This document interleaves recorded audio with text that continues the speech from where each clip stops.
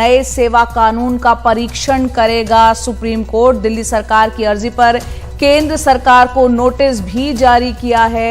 अब 4 हफ्ते में उस पर जवाब भी सुप्रीम कोर्ट ने मांगा है। दिल्ली सरकार के अध्यादेश की याचिका में संशोधन कर कानून को चुनौती देने याचिका को सुप्रीम कोर्ट ने हालांकि मंजूरी दे दी है। ज्यादा जानकारी के साथ हमारे सहयोगी आशीष भार्गव हमारे साथ जुड़ रहे हैं। आशीष, ये बड़ी खबर है जहां पर सुप्रीम कोर्ट ये पूरा मामला पहुंचा है, तो एक बड़ी खबर इस वक्त सुप्रीम कोर्ट ने केंद्र सरकार से 4 हफ्ते में जवाब मांगा है। नए सेवा कानून का परीक्षण अब करेगा सुप्रीम कोर्ट।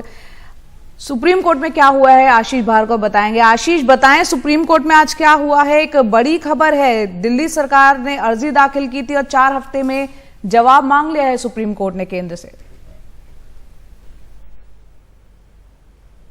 जी बिल्कुल, देखिए एक लंबी लड़ाई दिल्ली सरकार और केंद्र सरकार के बीच में ये चल रही है और सुप्रीम कोर्ट में आज दिल्ली सरकार ने बताया कि उसने एक अर्जी दाखिल की है और संशोधन करने की मांग की है, क्योंकि पहले अध्यादेश को उन्होंने चुनौती दी थी। जो 19 मई को अध्यादेश केंद्र सरकार लेके आई थी अफसरों के ट्रांसफर पोस्टिंग को लेकर, और उस पर सुप्रीम कोर्ट ने नोटिस जारी करके सुनवाई शुरू कर दी थी। लेकिन अब अगस्त में मानसून सत्र में संशोधित बिल पेश किया गया और दोनों सदनों ने उस पर मोहर लगा दी, जिसके बाद 12 अगस्त को राष्ट्रपति ने उस पर साइन कर दिए थे और फिर ये संशोधन कानून लागू हो गया था। तो अब दिल्ली सरकार ने अर्जी दाखिल करके उस अर्जी में संशोधन की मांग की थी। जो अध्यादेश को कानून को चुनौती वो देना चाहते हैं और सुप्रीम कोर्ट ने इसकी मंजूरी दे दी।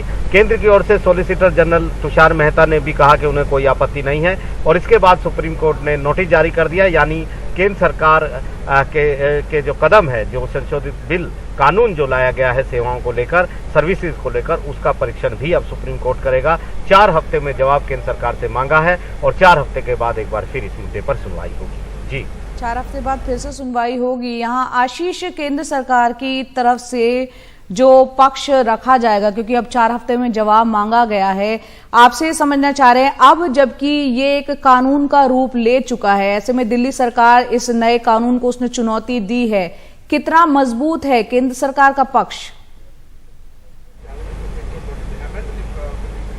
जी देखिए, ये तो अब तय करना होगा, क्योंकि सुप्रीम कोर्ट ने कई सवाल भी उठाए थे अध्यादेश के ऊपर और कहा था कि ये उसको ऐसा लगता है कि जिस तरीके से केंद्र सरकार ने अध्यादेश लाए हैं और दिल्ली सरकार के की जो शक्तियां थी, क्योंकि सुप्रीम कोर्ट ने ही आदेश दिया था कि जो सर्विसेज है यानी अफसरों की ट्रांसपोर्ट पोस्टिंग दिल्ली में, वो दिल्ली सरकार के अंदर रहेगी, ये उन्होंने कहा था। लेकिन उसके बाद क्योंकि सुप्रीम कोर्ट के आदेश में ये भी था कि एलजी के पास कोई अधिकार नहीं है, ना ही कोई कानून है, और अब ये कानून आ गया है, तो निश्चित तौर पर वो परीक्षण का विषय है। वो सुप्रीम कोर्ट को तय करना है कि अफसरों की ट्रांसफर पोस्टिंग दिल्ली में, देखिए स्टेट में सीधा फंडा है, तो सीधा एक नियम है स्टेट में, जो राज्यों में जो डेपुटेशन पर जो अफसर जाते हैं वो कहाँ पर तैनात होंगे। केंद्र सरकार की जो बड़े अफसर होते हैं, आईएएस हो चाहे वो कोई भी बड़े अफसर हों, वो तय करती हैं राज्य सरकारें। लेकिन दिल्ली का ये कहना था कि केंद्र सरकार का ये कहना है कि क्योंकि दिल्ली एक केंद्र शासित प्रदेश है और देश की राजधानी है, इसलिए दिल्ली को कभी भी इस तरह का दर्जा नहीं दिया जा सकता और केंद्र सरकार से अलग होकर